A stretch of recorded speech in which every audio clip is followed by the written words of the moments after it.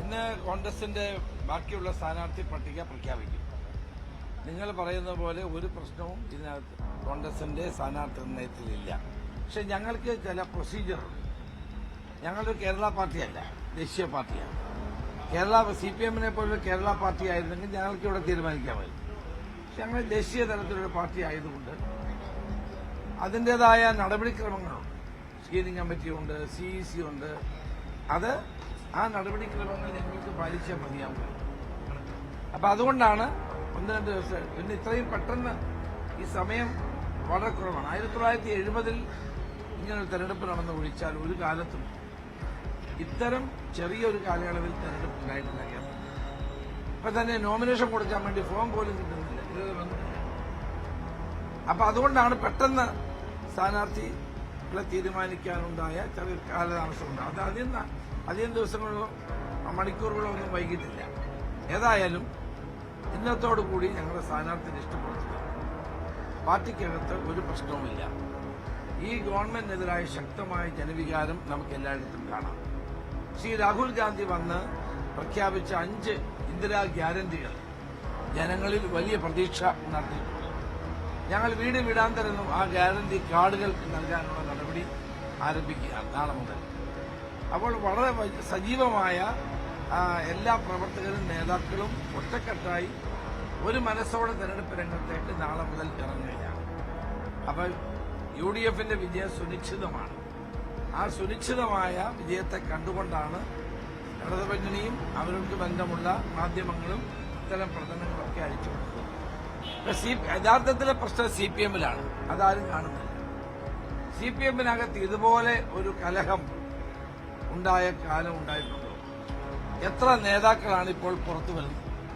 പ്രധാനപ്പെട്ട മുൻ മന്ത്രിയായ G. സുധാകരൻ, അതോടൊപ്പം തന്നെ ശ്രീ കുഞ്ഞികൃഷ്ണൻ, ശ്രീ ഗോവിന്ദൻ, VK ശശി ഉൾപ്പെടെയുള്ള എത്രയോ ആളുകളാണ് പാർട്ടിയിൽ നിന്ന് പുറത്തു വന്ന് പാർട്ടിയുടെ നയങ്ങൾക്കെതിരായി സംസാരിക്കുന്നത്. അത് നിങ്ങളുടെ മുമ്പിലുള്ള കാര്യമാണ്. അപ്പോൾ പ്രശ്നങ്ങൾ നിലനിൽക്കുന്നത് ഇടതുമുന്നണിയിലും CPM-ലുമാണ്. ഞങ്ങളിൽ പ്രശ്നങ്ങളില്ല. വാസ്തവത്തിൽ ഞങ്ങൾ ഇന്ന് 5 മണിയോടുകൂടി വൈകിട്ടത്തോടുകൂടി കോൺഗ്രസ് സെൻട്രൽ ഇലക്ഷൻ കമ്മിറ്റി കഴിഞ്ഞാൽ സ്ഥാനാർത്ഥി ലിസ്റ്റ് പ്രഖ്യാപിക്കും. ആ സ്ഥാനാർത്ഥി ലിസ്റ്റ് പ്രഖ്യാപിച്ചു കഴിഞ്ഞാൽ എല്ലാ പ്രവർത്തകരും നേതാക്കളും ഒരു മനസ്സോടെ തെരഞ്ഞെടുപ്പ് രംഗത്ത് സജീവമാകും. അതോ ഞങ്ങളുടെ ആദ്യത്തെ പരിപാടി ഇന്ദിരാ ഗ്യാരണ്ടി ജനങ്ങളിൽ എത്തിക്കുക എന്നുള്ള 5 ഗ്യാരണ്ടികൾ ശ്രീ രാഹുൽ ഗാന്ധി പ്രഖ്യാപിച്ചിട്ടുണ്ട്. തെലങ്കാനയിലും കർണാടകത്തിലും പ്രഖ്യാപിച്ച ഗ്യാരണ്ടികളെല്ലാം നടപ്പാക്കിയിട്ടുണ്ട്. ഈ 5 ഗ്യാരണ്ടികളും ഞങ്ങൾ ജനങ്ങൾക്ക് നൽകിയ വാഗ്ദാനമാണ്. ശ്രീ രാഹുൽ ഗാന്ധി നൽകിയ വാഗ്ദാനമാണ്. അത് ഞങ്ങൾ നടപ്പാക്കുന്നത്. അത് ജനങ്ങളിലേക്ക് എത്തിക്കുക തുടങ്ങിയിട്ടുള്ള തെരഞ്ഞെടുപ്പ് പരിപാടികളുമായിട്ട് ഞങ്ങൾ മുന്നോട്ട് പോകാനാണ് തീരുമാനിച്ചത്.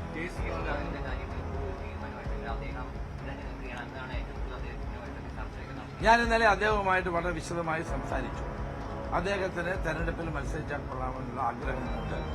പക്ഷെ ആ കാര്യങ്ങൾ MP-മാര് 3-4 പേർക്ക് ഇത്തരം അഭിപ്രായങ്ങളുണ്ട്. പക്ഷെ അത് തീരുമാനിക്കുന്നത് ഞങ്ങളല്ല, കോൺഗ്രസിന്റെ ഉന്നത ബോഡിയായ CEC-യാണ്. തെരഞ്ഞെടുപ്പ് സമിതിയാണ് തീരുമാനിക്കേണ്ടത്. അപ്പോൾ അവരൊരു തീരുമാനം എടുത്തു കഴിഞ്ഞാൽ എല്ലാവരും അംഗീകരിക്കും. അതിനെപ്പറ്റി ഒരു അഭിപ്രായം പറയാൻ ഞാൻ അശക്തനാണ്.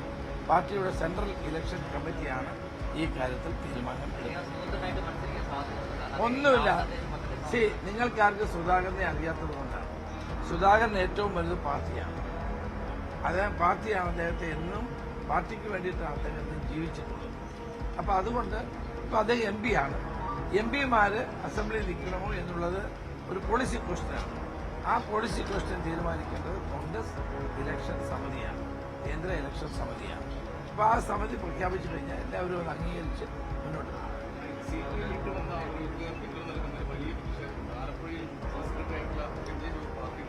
അല്ല, അദ്ദേഹം പാർട്ടി വിട്ടത് വേറെ കാരണങ്ങളുണ്ട്, അതുകൊണ്ടൊന്നുമല്ല. അദ്ദേഹത്തിന് അതിൻ്റെതായ കാരണങ്ങളുണ്ട്, അത് ഞാൻ പറയാൻ ആഗ്രഹിക്കുന്നില്ല. അതൊന്നും ഒരു കാരണമല്ല. അല്ല,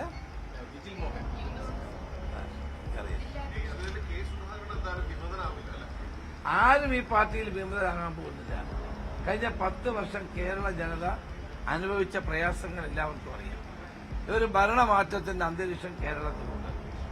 ജനങ്ങൾ ഒരു മാറ്റം ആഗ്രഹിക്കുന്നു. അപ്പോൾ ആ മാറ്റം ഉൾക്കൊണ്ടുകൊണ്ട് എല്ലാ പ്രവർത്തകരും നേതാക്കളും ഒരു മനസ്സോടെ രംഗത്തിറങ്ങി പ്രവർത്തിക്കും. നിങ്ങളെ നാളെ മുതൽ കാണാൻ പോകുന്ന കാര്യമാണ്.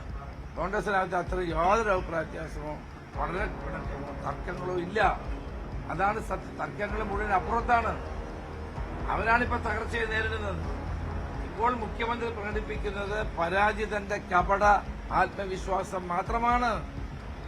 പരാജയം ഉറപ്പാണെന്ന് അറിഞ്ഞിട്ടും അണികളെ പിടിച്ചു നിർത്താൻ വേണ്ടിയിട്ടുള്ള കപട ആത്മവിശ്വാസമാണ് മുഖ്യമന്ത്രിക്കുള്ളത്. അതിനും വരും ദിവസങ്ങളിൽ നിങ്ങൾക്ക് ബോധ്യപ്പെടും.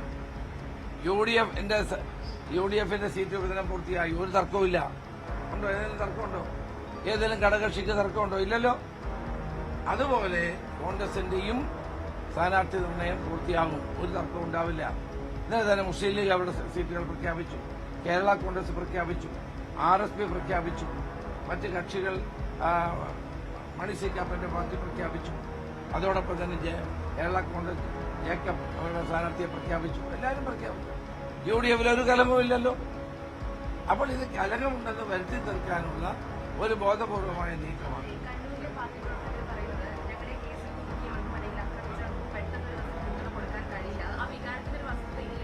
ചിലർ പറയും ചില രാഷ്ട്രീയ കാര്യങ്ങൾ നമ്മൾ കാണണം. അതിനൊക്കെ അപ്പുറത്ത് ഒരു വലിയ രാഷ്ട്രീയം ഇതിനാണ്. അതൊക്കെ സത്യമാണ്. അതിനപ്പുറത്ത് ഒരു രാഷ്ട്രീയമാണ്.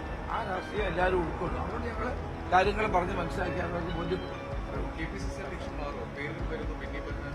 എന്തിനാ മാറേണ്ട കാര്യം?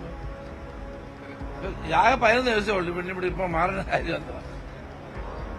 Thank you.